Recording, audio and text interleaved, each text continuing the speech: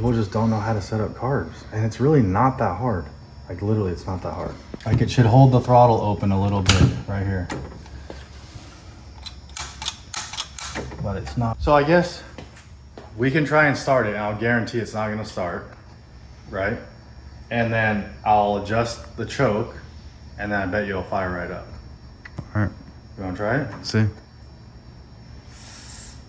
Cut. Oh yeah. It's going. It's moving. Nope. Oh. Yeah, we'll just put the other battery in. And it's full of gas? Is the filter? Mm-hmm. Full. Halfway. Okay, if I press the gas pedal, does gas squirt inside the throttle blades? Yeah. Yeah.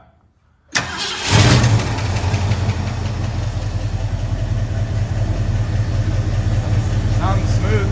Yeah, it's actually pretty good.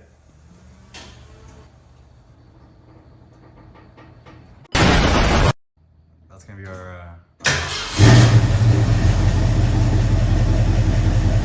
No, it's missing. Huh? Misfiring.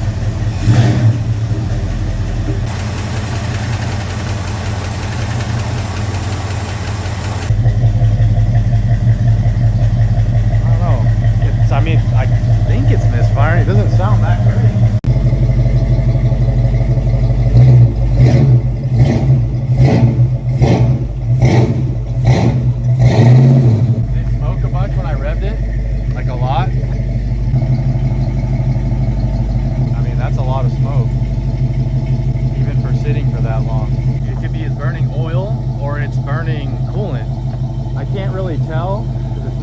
Thick enough to like, usually like oil will be blue and coolant will be white, but it's not dense enough to really tell what color it is, you know what I mean? Oil. So it's basically like a fucking choo-choo train out of the valve cover. I mean, it just looks like a steam train. Oh yeah, listen to it. Hear it clicking now? Now it's.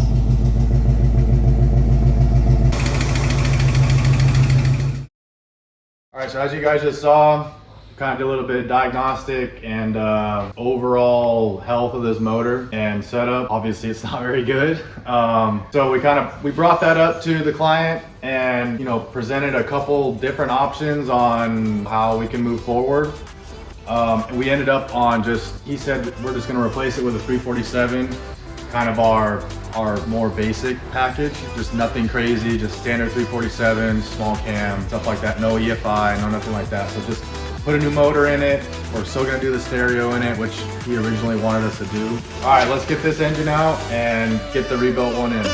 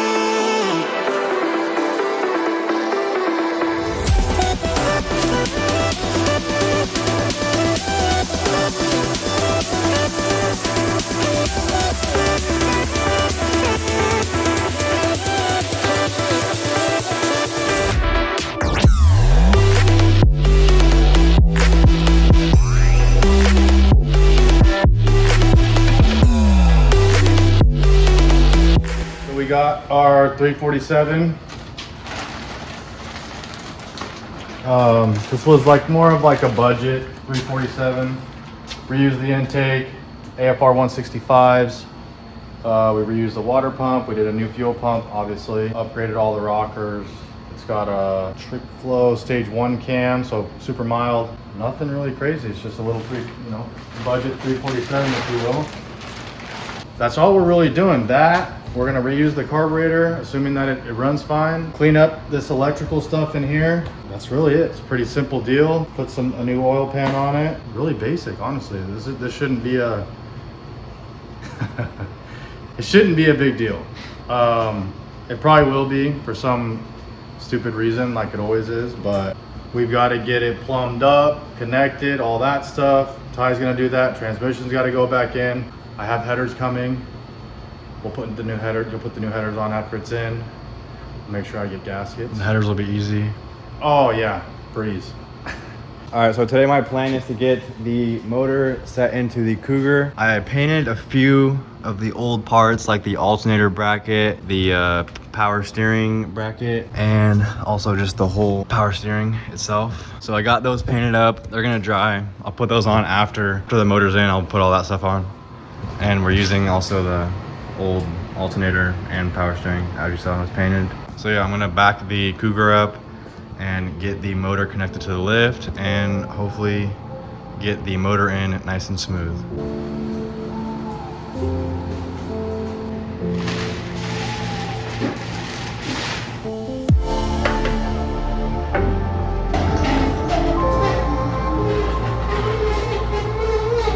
All right, funny story to something I just realized. The bracket we put on the intake manifold to hook it up is actually, like we use the same one for everything that we pull. We had this gigantic box with a motor in it and everything else in it, and it's hooked up to the box, so we were able to just pick it up out of the truck with the box attached. That bracket is inside of the box with everything on top of this, and the top board is screwed down. To get that bracket, I have to move all this and take the wood off. Let me just get inside there real quick.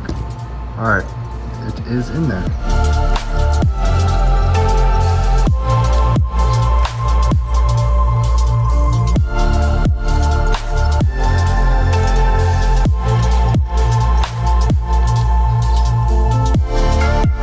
Okay, there it is. The motor is now in the car. I just need to put the nuts on the motor mount.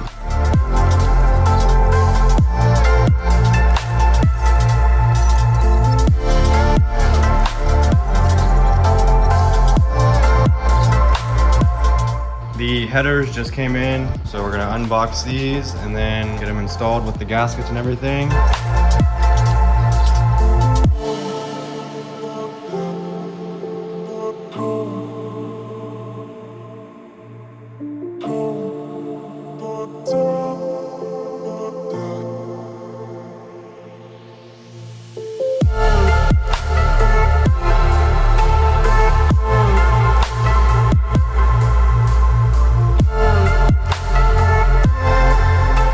Got the old thermostat housing painted so it looks fresh. Then he's putting the gasket on. We're gonna put the new thermostat in with some gasket maker.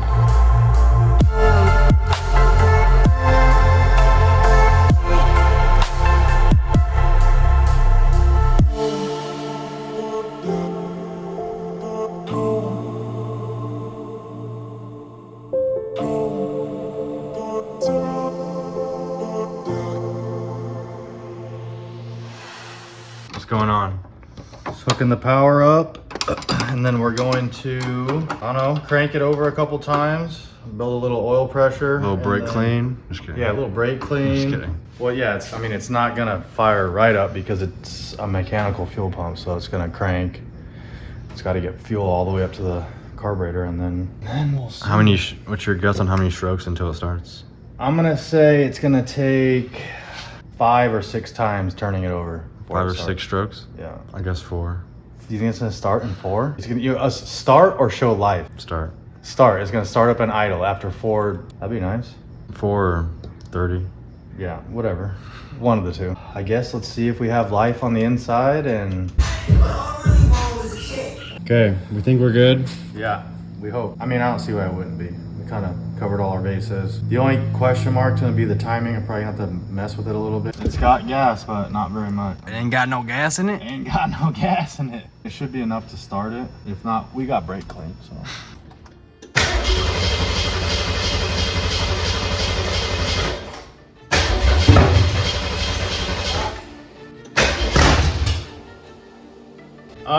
So I was one plug off when I put the distributor on. Basically firing on the wrong cylinder. What time is it? Huh? What time is it? It's 8 o'clock.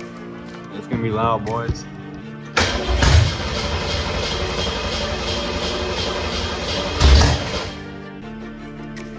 Yeah.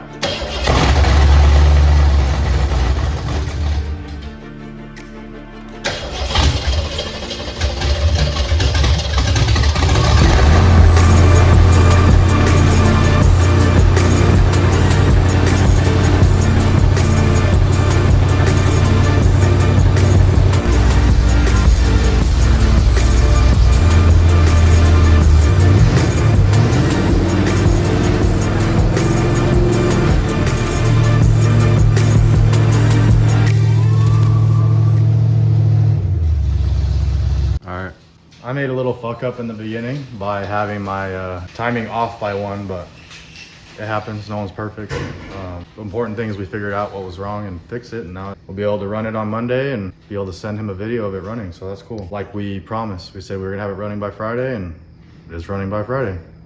So very nice. 4:30. Yeah, whatever. One of the two.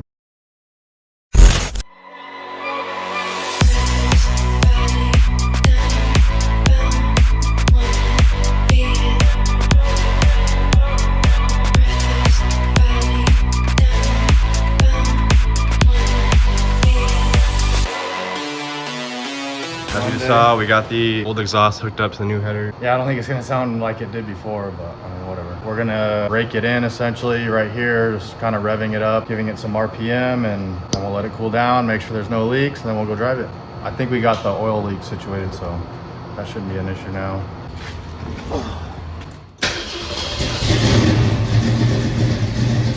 Loud. Huh? Loud. Started up fine.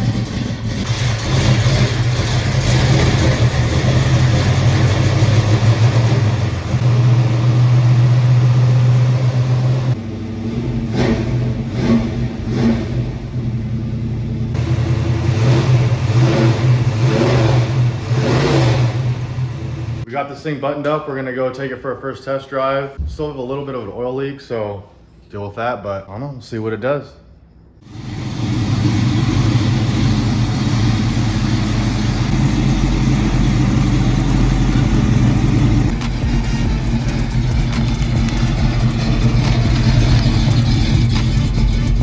Let it rip.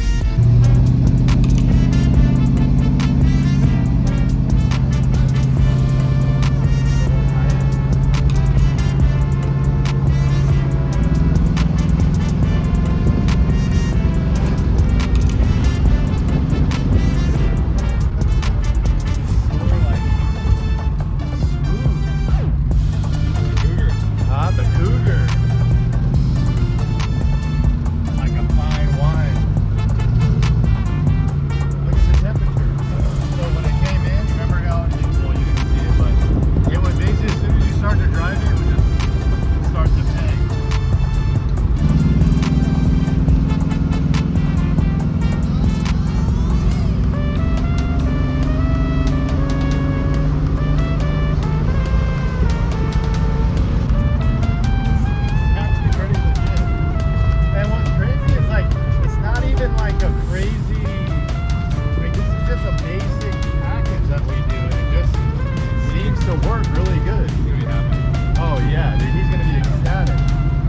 To me, this is what I would want. Like if I had a car like this, I wasn't trying to spend a ton of money. It's got throttle response. It feels like it goes when you get, like when you press the gas, it goes, right? Like it doesn't feel slow, but it's also not like out of control or like crazy. Just sitting here is probably like, I don't know, 700 RPM. It's not pushing through the brakes or anything.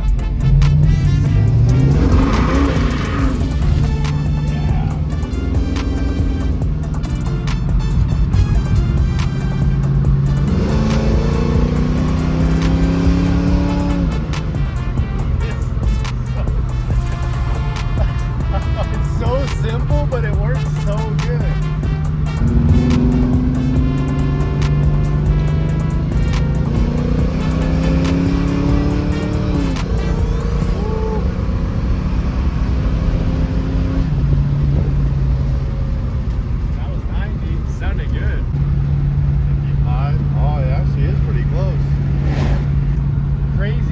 the difference, and we didn't do anything crazy. It's still the same transmission, same carburetor, same water pump, same radiators, everything. Just a new engine.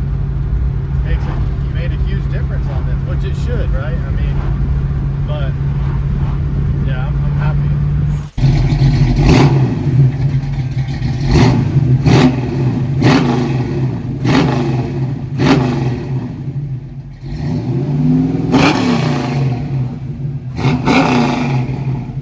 That's my favorite one I've heard so far. Is there black smoke when I'm doing that?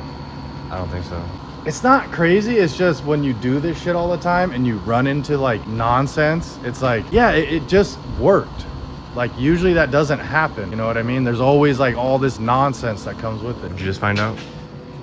So the rear main seal is leaking, which we didn't install, so that's annoying. And unfortunately there's no way to test that without the engine actually running. So, but now we got to pull the transmission, starter, hopefully not the headers, replace the rear main seal, which is annoying.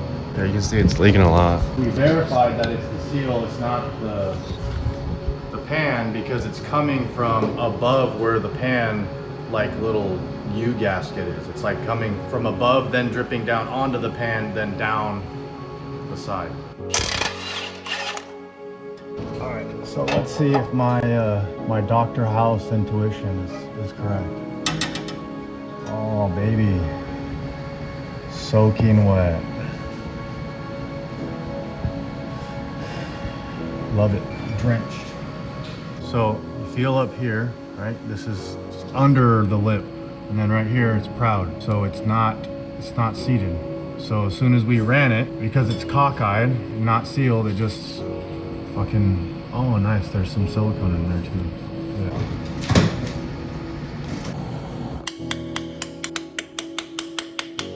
Not proud, not proud, not proud. Are you proud? I'm proud. Okay. The transmission is back in, everything is hooked up, and I'm about to test it, see if the oil leaks still. Right now, as you can see, there's nothing. Okay, I've had it running for a couple minutes now, and it goes into drive and everything.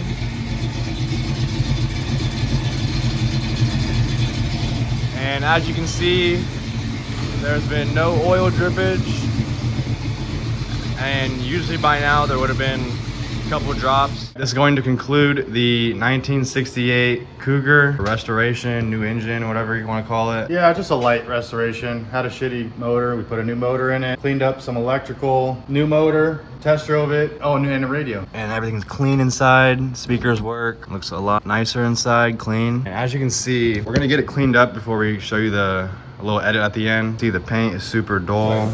Sandpaper. And it's like what? It's like white almost in some spots. It's just dirt. It's dirty, faded. It's all the above. But it's also just like white without the dust. Right. So we got a little sneak peek of a test spot we did. Once we're done cleaning and shining it up, yeah, that's a huge difference. You see it on the camera? Yeah. Because this is how it came. Super dull, faded. Just, you know, it had been sitting for 4 years and then 10 plus years before he got it. So Got the new tires on. yep, new tires, alignment, we bolt checked everything. Thanks for watching, and typically.